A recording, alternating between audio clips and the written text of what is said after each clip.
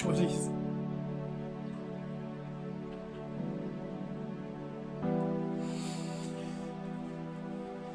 Ngiyazi ngihambe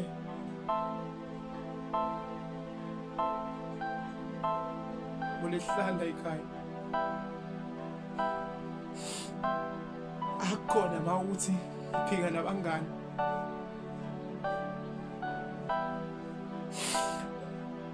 Azi ma kwesinye isikhathi ngike ngizibuze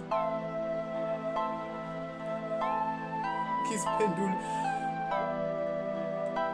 ukuthi le ndlela engikuhlupha ngayo ukuba ubaba wayekhona empilweni yami ngasekuqaleni namanje ukuba usasekhona ngabe angikho nje mina.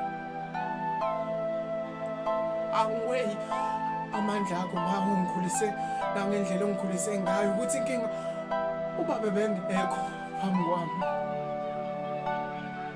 Mhlambe ma ezinye zezinto lezi ezenza ukuthi mina ngingakulaleli.